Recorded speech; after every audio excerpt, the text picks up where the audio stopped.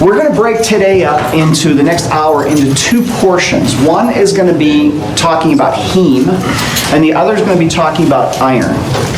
So for heme, what we need to think about and consider is both heme synthesis and heme degradation. So heme synthesis is right here. What we're going to do here is we're going to take some molecules, we're going to put them together, we're going to make a porphyrin ring. Porphyrin ring. That's our 5-membered ring that we are going to combine 4 to make the heme structure. There's a lot of enzymes throughout this process. So the principle's similar to nucleotides. We have this, get our 4 ring structures together, and then we close the ring up, and then what we're going to do is we're going to do modifications of that ring structure. And the last step is to stick the iron in the center of the heme. So now, of this horrific looking picture, what do you need to know really for medicine?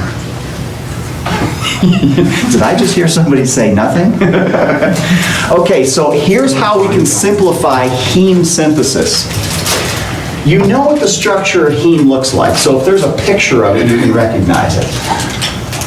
The most important thing about heme synthesis are diseases of porphyrias.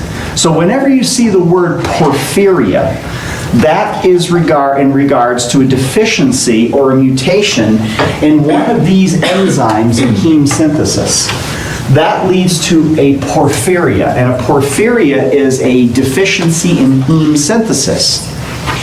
Now, does that mean you need to know every step of all the chemistry here? No. Just think porphyrias. The other aspect is that there's 2 sites here where lead will inhibit heme synthesis. So this is one of the primary pathologies of lead poisoning, is a deficiency in heme synthesis. Okay? So now, what do you need to know for the block on this? You're right, nothing. Because I don't have any questions on the exam on Friday that have anything to do with heme synthesis or porphyrias. Nice, huh? You're welcome. See, that's what I mean. I took Dr. Burge's thing. So for the STEP exam, you have to know what porphyrias are. You have to know that these are deficiencies, inborn errors in one of these enzymes. So you don't need to memorize all the enzymes. You just need to be able to recognize an enzyme that's involved in heme synthesis. And then these for the STEP exam, those are the 2 targets for lead poisoning, okay? But for Friday, you can put this aside. I don't have any questions on the exam about heme synthesis, okay? So, good so far? Better? Okay, I can feel the aura is just kind of raising up a little bit here. Good, good, good. Okay, so now, what's more important, porphyrias, you know that these things are rare, right? Somebody that has a deficiency in heme synthesis is going to have some real inborn error problems here, metabolism problems. So that means heme degradation is going to be more important for medicine and more common. So heme degradation. I've got a bunch of structures and enzymes and all of that, but what I'm going to do is take you through the basic essentials of this. So, red blood cells. They carry the most heme. Red blood cells have about 120-day half-life, 120-day life. So at 120 days, their life is over. They are sent to the spleen. And the spleen's job is to remove those red blood cells that are targeted for degradation. Now, in order to break down a red blood cell, what we need in the spleen are our splenic macrophages. And they are going to internalize these red blood cells and start breaking these red blood cells down. So a red blood cell is simply a bag of hemoglobin with bound heme and iron. Okay, so we just have a few components we have to break down. So the first thing the splenic macrophages are going to do is that they are going to extract the iron.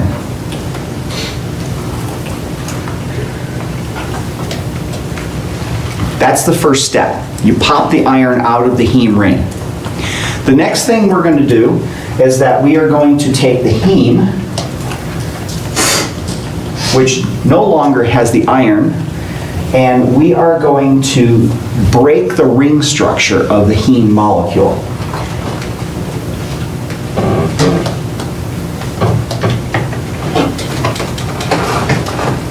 This enzyme is heme oxygenase. So we are simply going to break the ring, and we're going to generate biliverdin. Okay, so all this is just adding oxygen using heme oxygenase to that 4-porphyrin ring structure, and we're going to break that up into biliverdin. Now, biliverdin, from the name, what color is that? Green. Green, yeah. So we're going to look at some colors here because this gives you an idea of where these things are going to be located. So it's green. So what color, if you get a bruise on your arm, what color is that? Lots of different colors. Lots of different colors. What's the primary color? Okay. Doesn't it look green? No? More yellow. A little more yellow. Okay, so yeah, it's a little yellow. It is a little green. Maybe mine's green. I just got Martian blood, I guess. It's a little bit green, and that's from, on a bruise, undergoing hemolysis. And this is an oxidative reaction that is going to break the heme up during hemolysis and release the biliverdin. So a lot of these reactions are oxidation reactions, they're redox reactions, and that's all they are. So what you need to know about this is generally the scope of how heme is being broken down. So biliverdin is the first product of this breakup of the heme ring, and then we are going to bilirubin this molecule.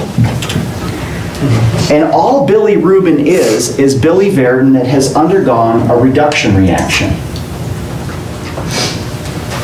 So there's going to be some NADPHs involved. You don't have to worry about any of that. But all biliverdin to bilirubin configuration is a change in the redox state of the molecule. So we're changing double bonds. There's no gigantic change in the molecule. We still maintain those 4 porphyrin rings. Okay? So now, at this point, the bilirubin goes out into the circulation.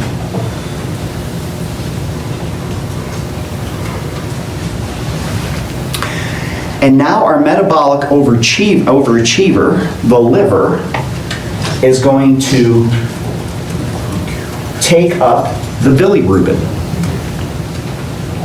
Now, at this point, one important fact to keep in mind is that bilirubin is very, very toxic. It's also very hydrophobic, very lipophilic. And so if bilirubin levels start to build up, this molecule tends to precipitate and accumulate in skin tissue. What does that lead to? What is the clinical presentation of seeing? What are you seeing? Jaundice. Jaundice, yeah. So jaundice is simply the accumulation of bilirubin in the skin, the sclera. Yes? Is that direct or indirect? Good question. This is pre-liver. Indirect. So if it's pre-liver, Indirect. it's indirect. So how does it enter circulation if it's inbound? So this is being released from the splenic macrophages. And so they're releasing this from the spleen, gets into the circulation, and typically, under normal conditions, the liver is going to be very responsive with bilirubin receptors and transporters.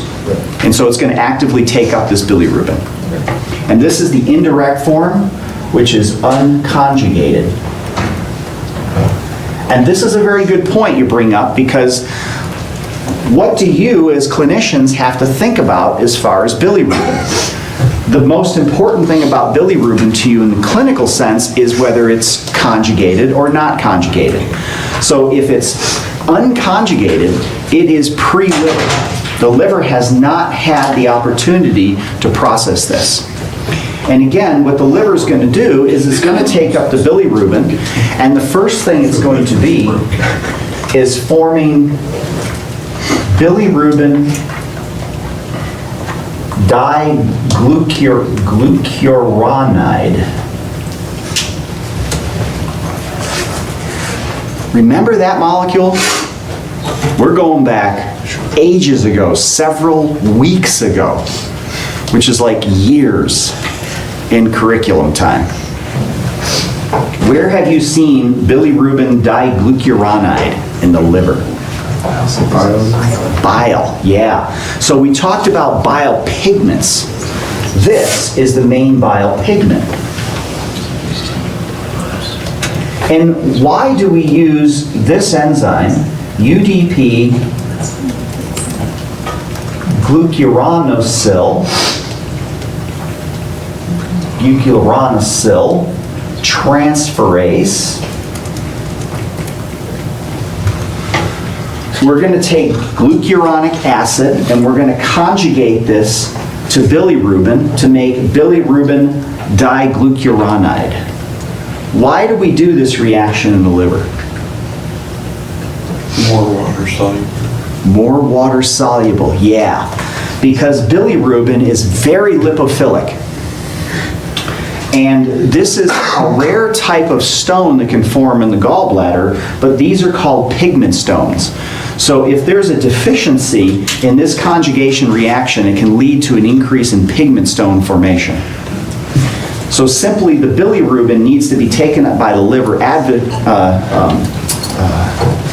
quickly, rapidly, and conjugated into this, which is now direct bilirubin. Direct also means conjugated. So the direct or conjugated form is post-liver. Okay, this is going to be important when we look at blood values. Okay, so now once we have increased the solubility of bilirubin, we can secrete this into the bile. And this is nothing more than the disposal path of heme. So once we take our heme molecule, there's nothing we can do with it as far as energy production. So we're simply going to break it down in this path. The liver's going to take this up, conjugate it, put it in the bile for disposal. Now, once the bilirubin diglucuronide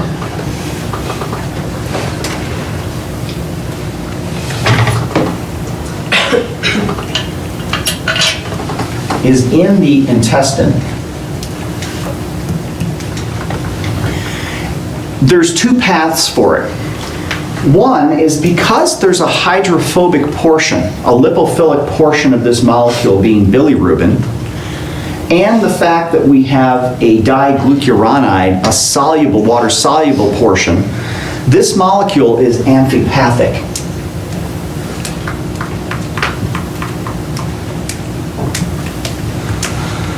So the bile salts, the principle of bile salt synthesis is to make amphipathic molecules to help break up those fat droplets, emulsify the fat. The bilirubin diglucuronide, although it's not in a great excess, it also can act in a similar manner because it's amphipathic. So this is actually going to be assisting bile salts in emulsifying fats. Okay? Now, you're in the intestine, so you have exposure to bacteria. So the bacteria have deconjugating enzymes, and that is going to remove the diglucuronide.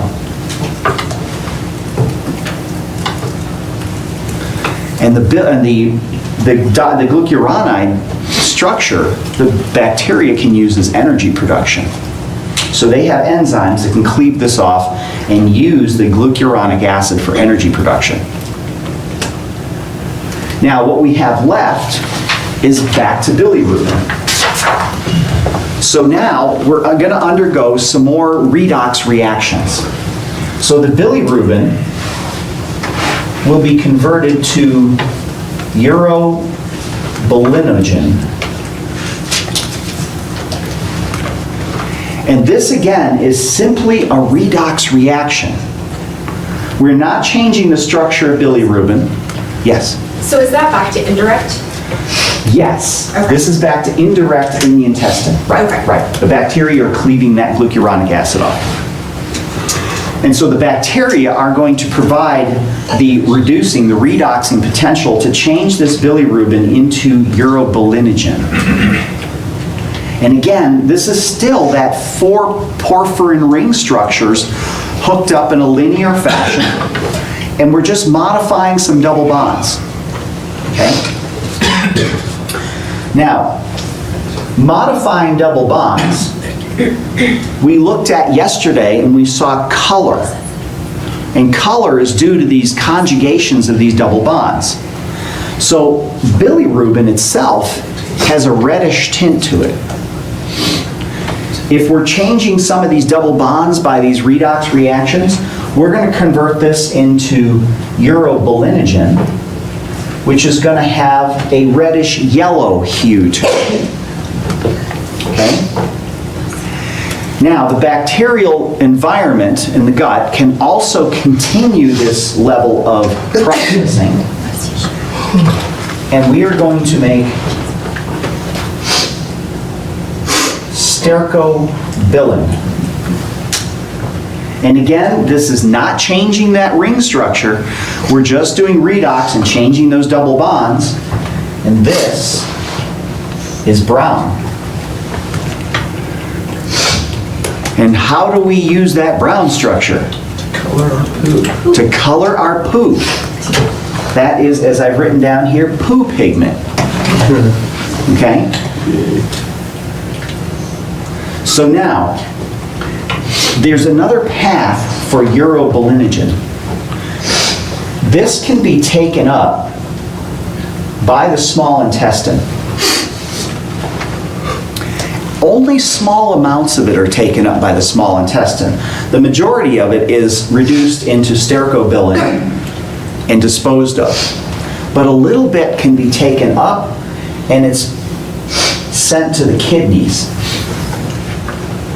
The kidneys will take urobilinogen, and again, another form of redox reaction, no big changes here, but this is going to turn this into urobilin.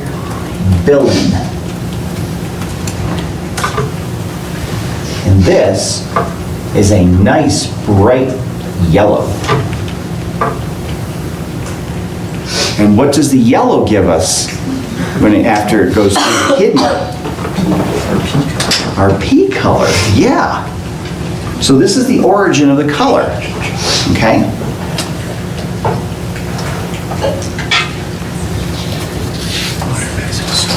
Now, where is the medicine to this? If somebody has hemolytic anemia, that means they're going to have an excessive lysis of red blood cells. So let's say they have a G6P dehydrogenase deficiency and they've eaten a nice big bowl of fava beans, yeah. So their antioxidant function, because of the declined level of NADPH, is not keeping up with the oxidative damage, and so their red blood cells are beginning to lyse, hemolytic anemia. That is going to increase the concentration of something in their blood.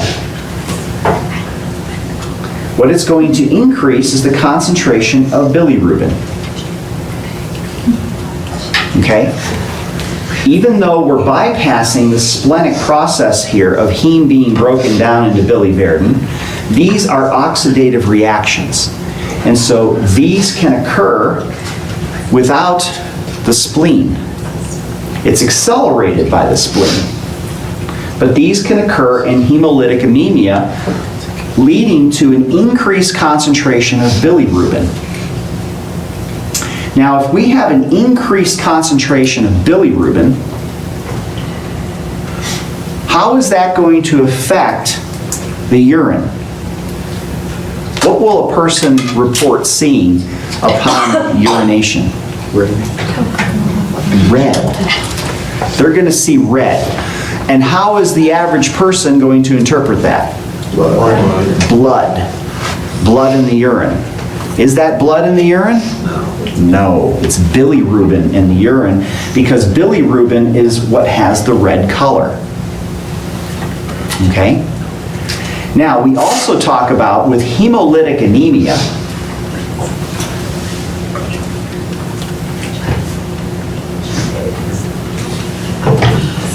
we also talk about the tests of looking for bilirubin. So we will see increased amounts of bilirubin, and we will see normal levels of direct bilirubin.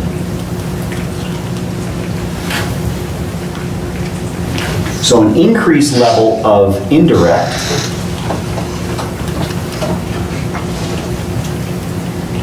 and the same level of bilirubin in its direct form. Okay? So what this is indicating is that with a normal concentration of direct bilirubin, that means this is post-liver. So if we have a normal concentration of direct, this means that liver function is intact. There's nothing wrong with the liver, because the liver is processing the bilirubin as quickly as it can get it to dispose of it in the bile. If we have increased concentration of indirect, this is pre-liver. Okay? So increased direct concentration is going to be indicating one of two problems. Either the liver is failing and unable to conjugate the bilirubin, that's liver failure, or we have hemolytic anemia, which is pushing so much bilirubin into the circulation that you flooded the liver's uptake mechanism. And so with hemolytic anemia, with a normal liver function, you should see normal direct conjugated form, and you should see elevated levels of indirect because you've saturated the uptake of the liver. Okay? So what would you see here if you had liver failure? Decreased direct. Decreased direct, yeah. Decreased direct. What about bilirubin indirect? Increased. Would that be increased? Sure, because the liver's compromised and it's not able to take up the bilirubin. What if you had biliary cirrhosis without a liver complication? How would these ratios of indirect and direct look? Increased direct. Increased direct and normal indirect. Yeah, because the liver now is functional to take up the bilirubin. It's properly functioning to do the conjugation reaction, and so the increase in direct is due to the biliary cirrhosis and biliary obstruction, because you just can't get that direct conjugated form into the bile system, and therefore it backs up into the circulation. Okay? Now, there's two diseases, and they are both at this level of UDP, glucouronyl transferase. And these two diseases, very much like our fructose metabolism. There's one form that is a mild form, and then there's one form that is severe. The mild form is called Gilbert syndrome.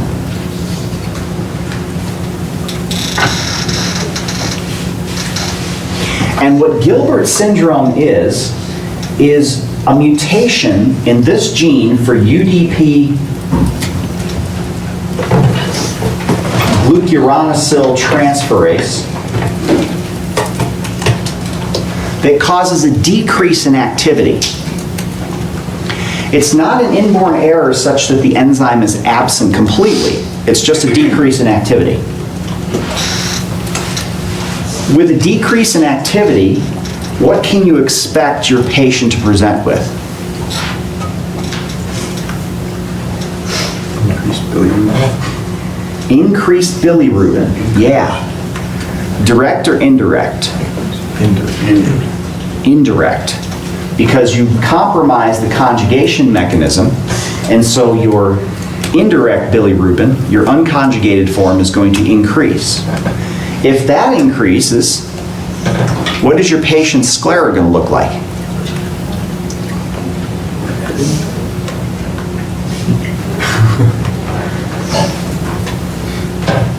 Don't shoot till you see the whites of their eyes. What if it's not white? Just kidding.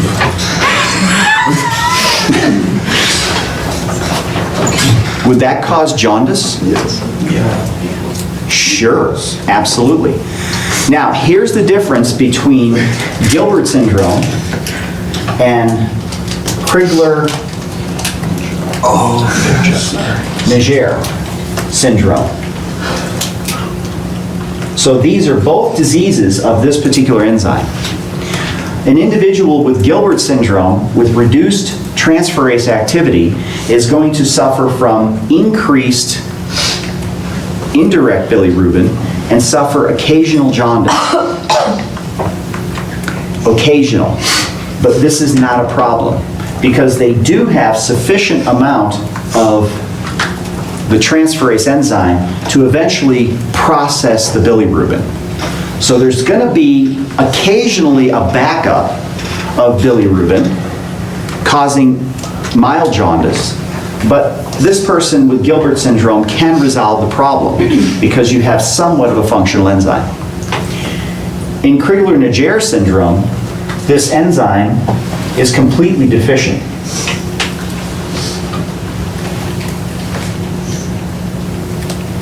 Is this more serious? Yeah. And it's more serious primarily because the bilirubin is toxic. And so this is going to lead to extreme jaundice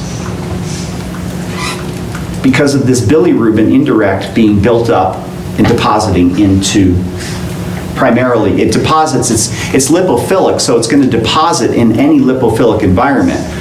But we talk about the skin primarily because we can see it. Okay? And both of those are simply due to deficiencies in this enzyme. One is severe, one is mild. Okay? Questions on that? Okay, so now I've got a nice summary picture that I found. Yes? Yes? Bilirubin is toxic in what sense? It's toxic in the fact that it's lipophilic and it deposits in different tissues, and if it deposits in tissues, it can also interrupt protein function. So if you have proteins that have hydrophobic domains to them, if you have membranes that have hydrophobic domains, you can get this bilirubin hydrophobic structure, lipophilic structure, kind of wedged in there, and it's going to cause lysis of cells, dysfunction of proteins, dysfunction of any kind of lipid metabolism. So it's a general pleiotropic toxic effect based on its lipophilic character.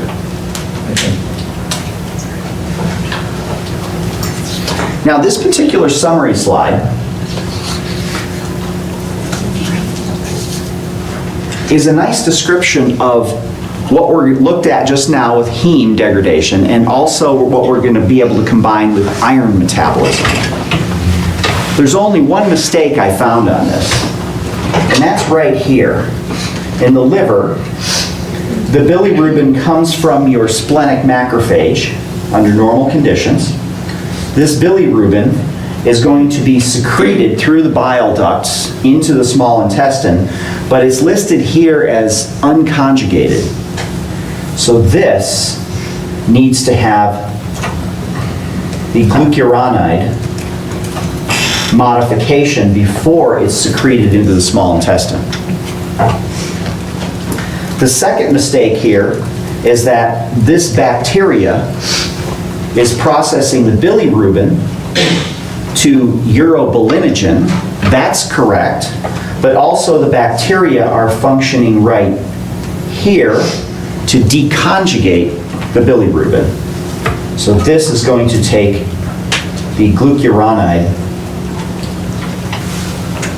modifications off of the bilirubin, leaving bilirubin in the intestine.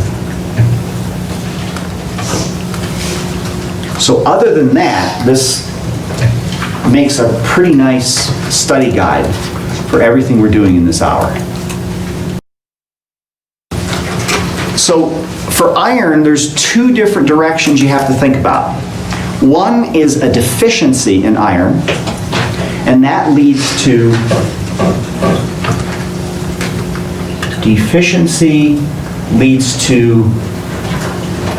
iron-dependent anemia.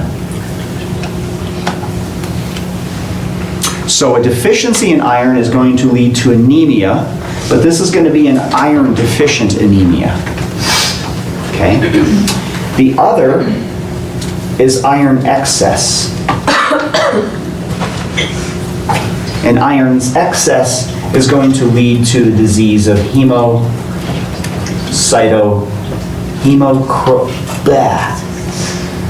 didn't have enough breakfast today.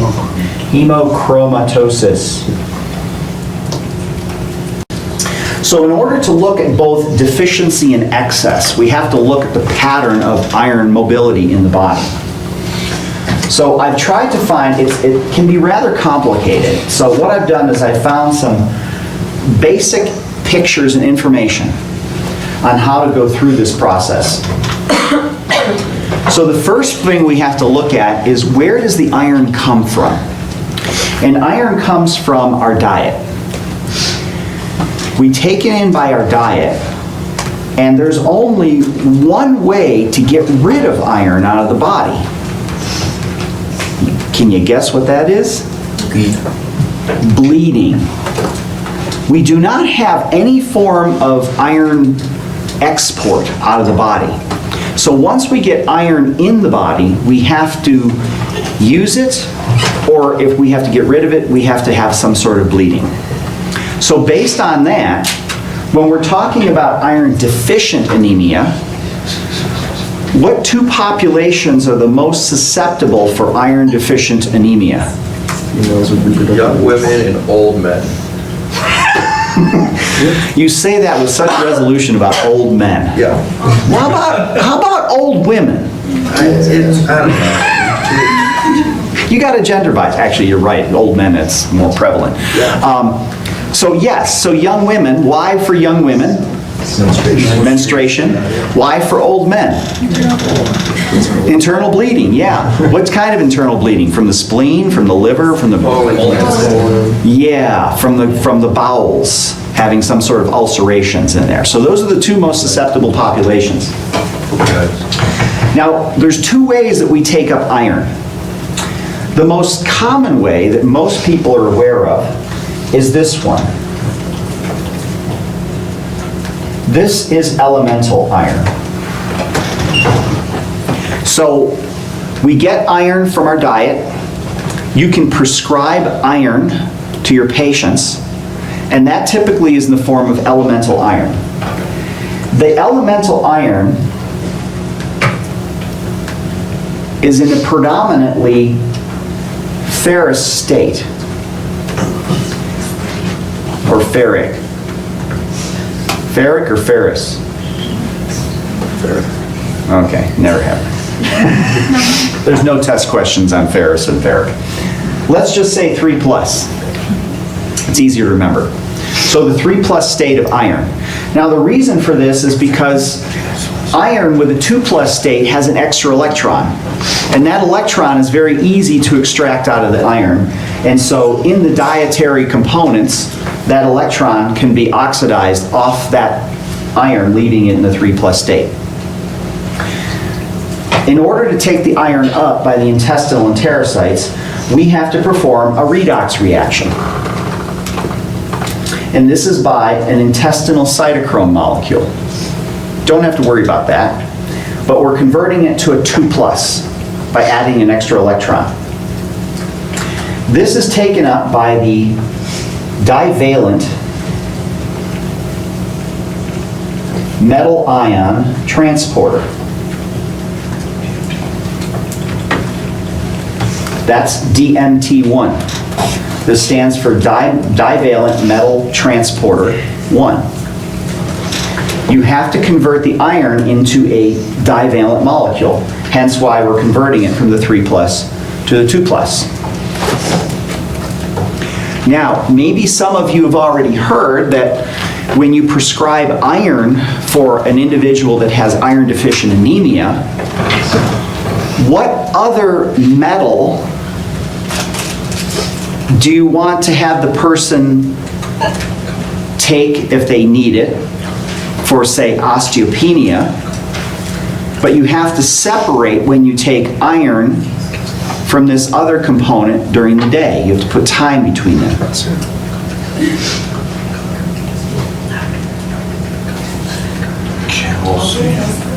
Calcium? Primarily calcium. So calcium supplementation, right?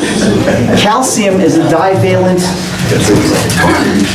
metal ion. And so calcium is taken up by this transporter also. And so hence why if somebody has osteoporosis, osteopenia, obviously they're going to be older, they might also suffer from an intestinal bleed causing iron deficient anemia. You want them to take both iron and calcium. And so you need to counsel them that they need to take those at separate times, otherwise they're going to be competing. And typically the amount you're taking is the calcium is in a much greater concentration than the iron. So that's going to outcompete the iron uptake. Now there's a new product on the market. It just came on the market maybe about 5-6 years ago. And that's right here. The heme receptor. So what the heme receptor is a receptor on the intestinal enterocyte that allows us to take up heme from meat products, because there's blood products in there. We can take up the heme, and this heme is also bound with its iron. And so there were some clinical trials that studied this to find out, is this an alternative method to provide iron to a patient with iron deficient anemia? And it works. This can resolve iron deficient anemia actually a little better than going the traditional elemental iron pathway. The other thing that patients report is that if you take a large dose of elemental iron, what does that cause to your stool? Constipation. Yeah, bad constipation. And so by taking the heme iron, that eliminates that constipation effect. What does iron also do to the stool? What does it do to the color? Changes color.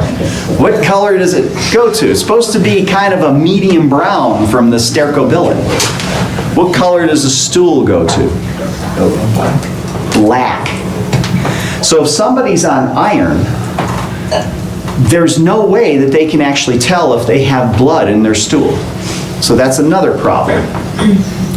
So everybody should be turning around and looking at your stool. It's, whatever comes out of your body is a real good indication of what's going on inside your body. So that's another problem, and that is overcome also by the heme iron. So the heme iron is becoming a real good product for resolving iron deficient anemia. Okay, Okay, so now, the traditional path, once we have our iron in the 2+ state, we have this inside the cell, we can store a little bit of iron in the intestinal enterocyte, and iron is never going to be alone. Iron needs to be bound to something, primarily because this has a high reducing potential. So you don't want anything that could produce a redox reaction that's uncontrolled. So what we're going to do is we're going to bind this Fe2 plus iron to the intracellular protein ferritin. And ferritin is going to be the storage protein to hold the iron.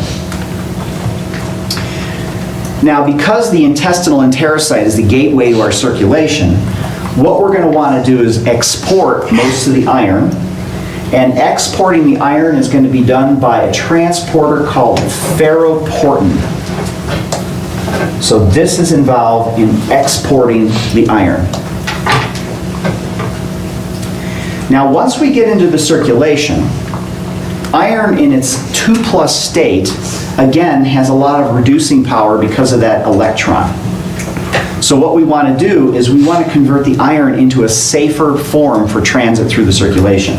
So we are going to use hepfacin, which is simply going to convert the 2+ back into the 3+.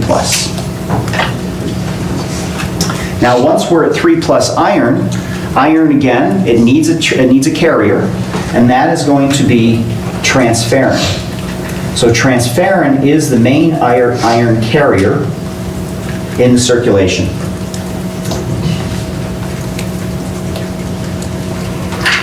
Okay, so far, questions? Yes? Does ferritin attached to iron get transported out, or is it just iron? It's just the iron. So the iron and ferritin have to dissociate, and then that iron is transported out by ferroportin, and then as soon as it gets out in the circulation, transferrin is there to bind it and then transport it. So it's never alone. It's always bound up. Is ferritin ever found in the circulation, or should it only be in the... Yes.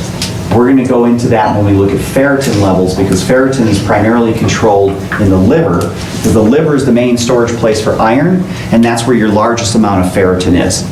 So that's going to be one of our diagnostics on iron levels in the liver, is ferritin amount. Okay, so now we've got transferrin in the circulation. Now we have to get the transferrin. Did somebody get nauseous from that? Whoa. Isn't that exciting, that picture? So this is the transferrin receptor.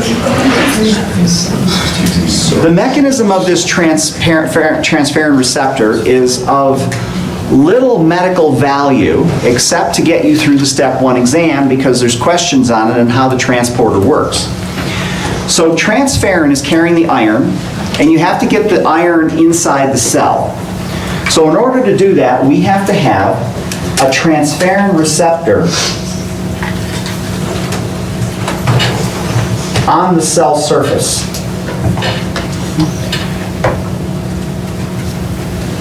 So this transferrin receptor is going to bind the transferrin iron complex, which is in green.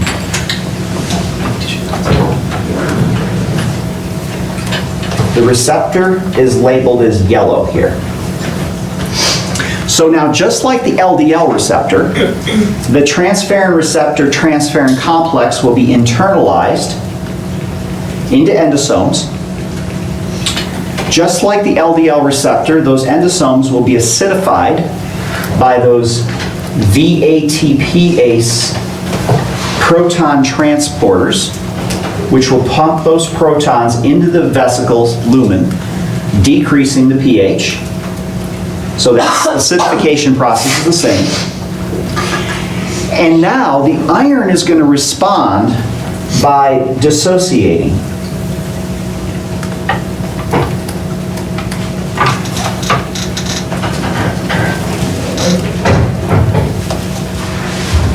So the iron that's bound to transferrin is going to dissociate, but the transferrin is going to remain bound to its receptor.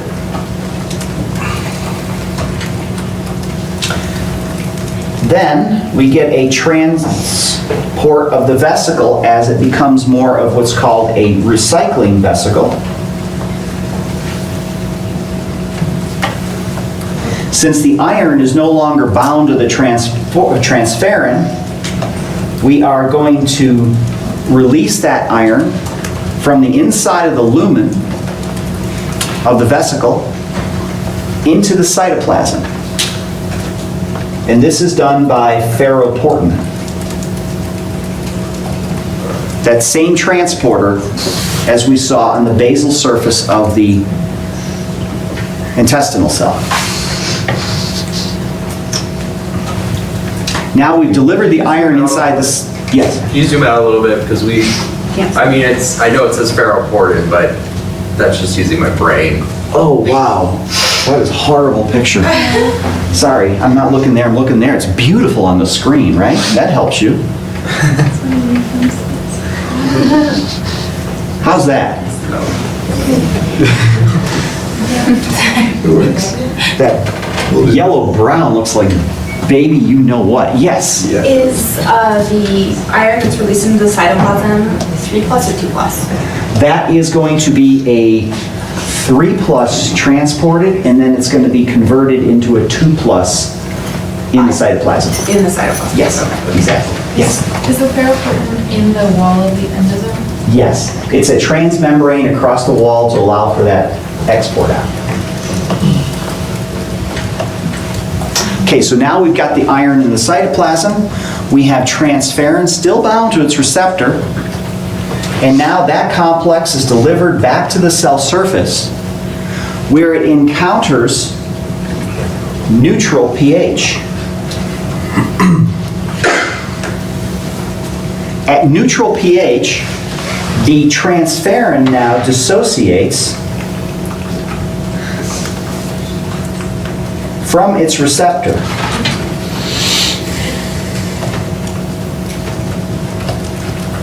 And when it dissociates and it's not bound with iron, it's called apotransferrin. And now the transferrin is free to be able to bind additional iron and go through this cycle again. Okay?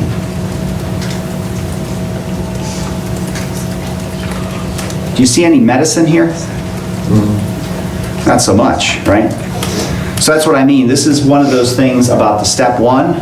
They'll ask you about the transferrin internalization mechanism, and they'll ask you about these acidification differences that cause the iron to release, and then the transferrin releases from its receptor at neutral pH.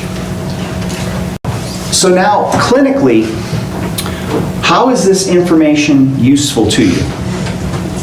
Well, transferrin is the carrier of iron in the blood. So there are two measurements that will become very important to you.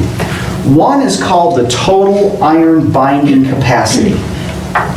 And this is the iron binding capacity in the circulation. This is, cross that word out, receptor, is my hiccup. This is the amount of transferrin in the circulation.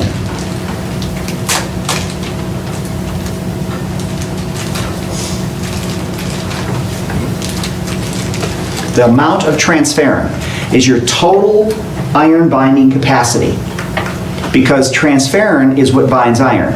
So this is a measure of the amount of total protein of transferrin in there. Now, the other one is transferrin saturation, which is the iron binding saturation measurement. And that's going to tell you how much iron is bound to transferrin.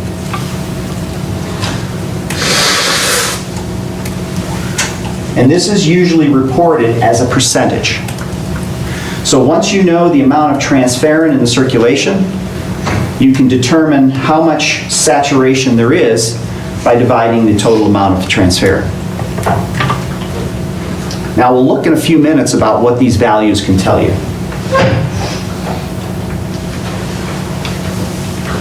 As the iron enters the cell, in the hepatocyte primarily we're talking about for storage, the iron needs to be stored with something. And the ferritin is the storage protein for iron. And this is going to be stored in the 2+ state on ferritin. So this ferritin is the same ferritin we saw in the intestinal enterocyte, but in the liver, obviously, being the storage organ for iron, it's going to be a much higher concentration. So that means the synthesis, the amount of ferritin in the liver, is going to be controlled by the amount of iron in the liver. So the more iron you have in the liver, the more ferritin you want to be able to bind and secure that iron. So that means that there must be some sort of regulation mechanism between the two. And so iron is controlling the regulation of transferrin expression.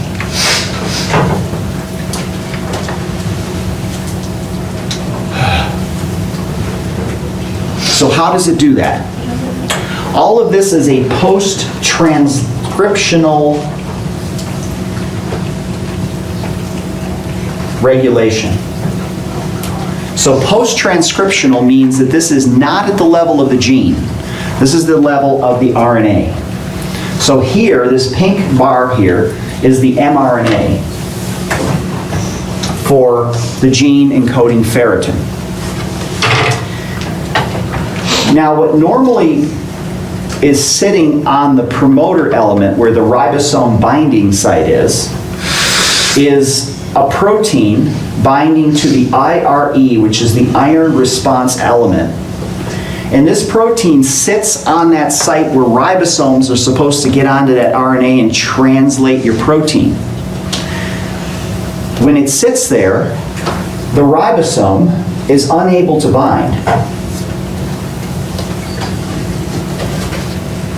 And if the ribosome can't bind to the RNA, you can't get protein. Now, what happens if your iron levels increase in the liver? Now, iron is going to bind to this iron response binding protein that was originally on the ribosome binding site of the RNA, and it's going to release it from the RNA. Now, the ribosome can bind and translate the protein, making the full ferritin protein. So under low iron conditions, you don't want ferritin synthesized, and so this iron binding element prevents the protein formation. And under high iron, you want ferritin, so you're going to release the inhibition and allow the ribosome to translate the ferritin. So that's how iron's controlling ferritin levels. Now, ferritin is the binding protein, but we also want to control the amount of iron being taken up by cells.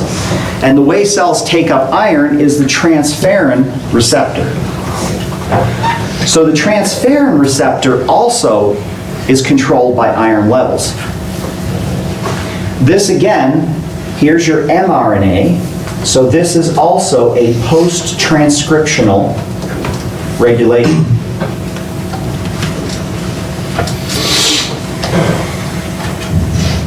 Now, in this case,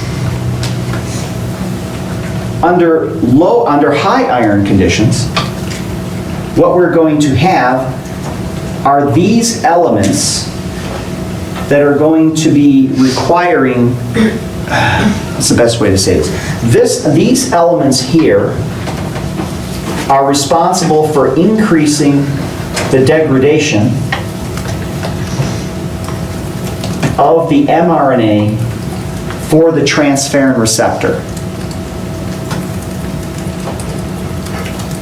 So with these sequences exposed, the RNases that are controlling RNA longevity can come over and degrade this protein if it sees these sequences in the mRNA, hence degraded elements. If these particular degradation initiation sequences are protected and covered, that means the RNA will have a longer lifespan. Okay? So now under high iron conditions inside the cell, you don't want to express much of the receptor because you already got a lot of iron. So what you want to do is you want to reduce the amount of expression of transferrin receptor. So high iron means that we are going to increase the degradation. More iron, you want more ferritin. More iron, you want less receptor to take iron in because you've got plenty in there. Okay? Now, what about measuring plasma iron levels? So with that information, let's look at 4 major conditions here, considerations for iron balance. So in iron deficiency, iron deficient anemia, obviously you're going to have low iron because you're deficient in your dietary intake, in your storage. So low iron in the body is going to need low concentrations of ferritin in the circulation. Now this is liver ferritin you're measuring. So remember, all liver enzymes will leak out to some degree, and the more ferritin you have inside your liver cell, the more iron you have. So if you have low concentrations of ferritin on the inside of the cell, that means low iron, and that means low ferritin in the circulation. So a low ferritin level is going to be an indication of iron deficiency. Now what about your total iron binding capacity? Your total transferrin amounts? Well, if you have low iron means that you are going to protect the RNA for transferrin receptor and transferrin also. Transferrin will follow the same sequence. And that means you're going to have a high level of expression because you want more iron coming in because you're low in the liver. Now what about transferrin saturation? The amount of transferrin in the circulation. How much iron does that pool of transferrin have bound? Well, it should be low because you don't have a lot of iron inside the body. So whenever you see blood values with low iron as determined by low ferritin, so typically plasma iron, blood iron is not usually measured. Usually it's the ferritin levels because that's a direct correlation. You measure high iron binding capacity and a low saturation. That means you are deficient overall in iron. Now the other extreme, hemochromatosis. Hemochromatosis is iron overload. This is a genetic disease, as we'll see from Dr. Perez's presentation. This is a disease that has way more iron than you're supposed to have. So your iron levels in your liver are going to be very high in the plasma, as reflected by high plasma ferritin levels, because the high iron will drive the expression of ferritin, making ferritin levels high. Remember, high iron conditions for transferrin and the transferrin receptor will cause an increase in degradation of these molecules, so you're going to have less expression, hence a low iron binding capacity. What about saturation? So even though you have lower amounts of transferrin in your blood, this essentially is going to be 100% saturated in hemochromatosis because you've got so much iron, you're going to saturate whatever you have in there in the circulation. Hemolytic anemia. Okay, let's think about fava beans. Obviously your iron is going to be high because it's not going to be inside your cells. It's going to be in the bloodstream. Your ferritin is going to be high because the liver is going to take up that extra iron. Your transferrin saturation is going to be high because that's the carrier of the iron. So when you have hemolytic anemia, the iron gets released, but it has to be bound to something. That's your transferrin. And the transferrin total amount is either going to be normal or low. Now what determines normal or low? Going on for a while. Acute versus chronic.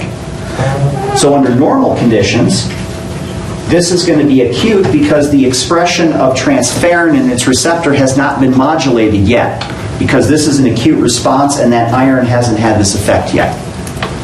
If this is chronic, then the iron will be exposed enough to make a change in the receptors and transferrin expression. Chronic illness. Iron deficiency due to chronic disease. That is becoming a big clinical problem. That's going to indicate low iron, low transferrin amounts, low saturation. So we have low iron in the circulation, but typically this will be high ferritin. What's that about? So inflammation due to chronic disease is the primary cause of this. And what that typically means is that the liver is going to hold on to its iron, giving a high ferritin value because we have high liver iron levels. But the liver is not going to let go of the iron. It's going to keep it in the liver, leading to low blood levels of iron. So this is truly an iron deficient anemia, even though you have high levels of iron in the hepatocytes. And this is because the liver is not giving up the iron. So what's up with this? And this is clinically becoming a much greater problem because many of these chronic diseases that you'll be facing have an inflammatory component to it. We're not talking about a localized inflammation, we're talking about a systemic inflammation. This doesn't have to be an inflammation reaction like sepsis, huge. This is chronic low-level inflammation. What that's going to do is that's going to increase the inflammation response by the liver. Now remember, the inflammation marker for the liver is CRP, C-reactive protein. So in inflammation due to chronic disease, typically what blood tests will also include is a CRP level. That's to see if the liver is sensing some level of systemic inflammation. Now the inflammation is going to upregulate a protein called hepcidin. And hepcidin is the master regulator of iron flow, iron flux.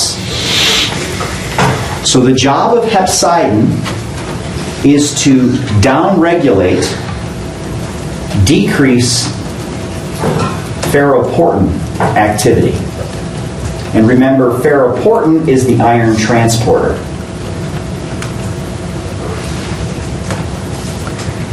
So now, this is how the liver, under normal circumstances, this is how the liver is communicating with the intestine.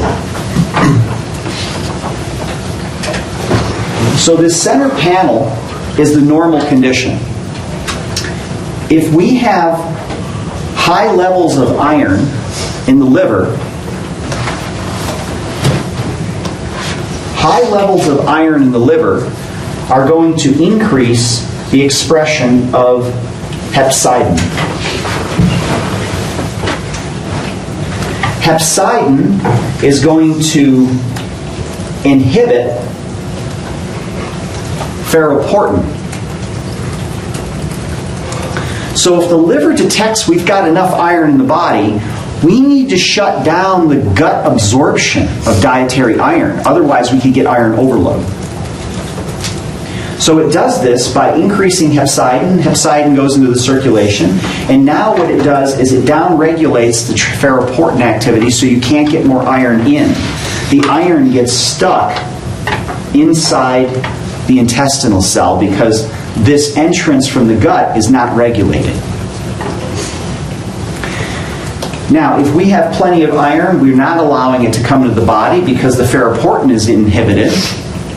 What happens to the iron in the intestinal enterocyte? Sloughs off into the bowel, into the stool. Because remember, our intestinal lining is turning over constantly.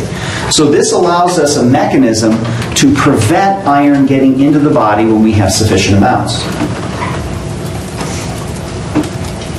Now, with anemia of chronic disease, this is where inflammation will increase hepcidin levels. So the increase in inflammation will increase hepcidin expression. And this is going to have the same effect on ferroportin.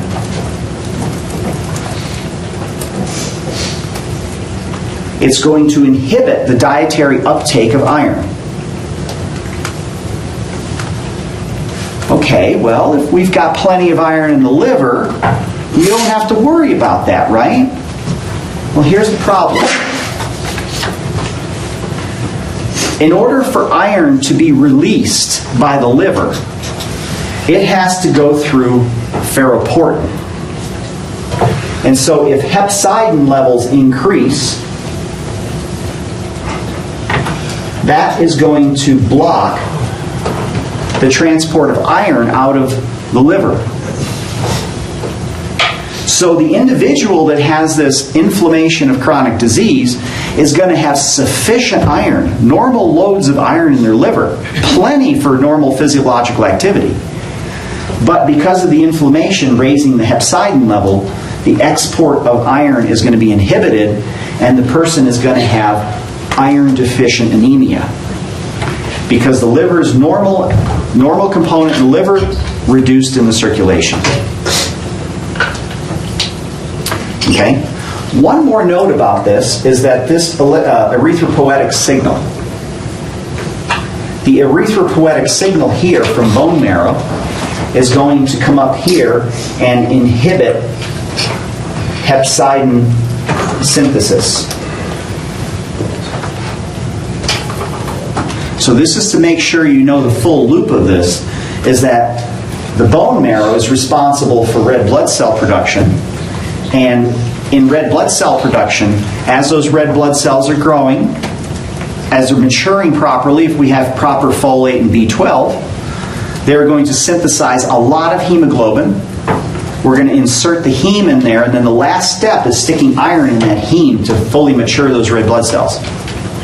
And so all of that is going to be needing extra iron. So the bone marrow knows this, and it's going to inhibit hepcidin to allow the flow of iron to come out of the liver so that there's no deficiency in these red blood cells. Okay? So again, if you have inflammation, you have elevated levels of hepcidin, what you're essentially going to decrease is the flow of iron out through ferroportin. And so the red blood cells will be compromised with a lack of iron, iron deficient anemia. Okay? Now, we looked at macrocytic anemia. And macrocytic anemia is a problem with cell replication because we have a folate and B12 deficiency. We have problems with our one-carbon transfer. We have problems with our synthesis of purines and pyrimidines, and therefore we have megaloblastic anemia. What we just looked at, iron-deficient anemia, this is microcytic anemia. And microcytic is simply smaller red blood cells. So remember we looked at the RDW, the red cell distribution width. We looked at larger cells because of folate deficiency. Iron deficiency is when the red cells are undergoing their maturation process, but they're waiting for the iron. And that iron is the last step before those red cells are ejected and fully competent. So if you're iron deficient, those red cells are going to start getting smaller and smaller waiting for the iron. And so that's going to result in microcytic anemia. Okay? Hypochromic simply means a reduced amount of hemoglobin. And that's all part of the defective maturation process without the iron.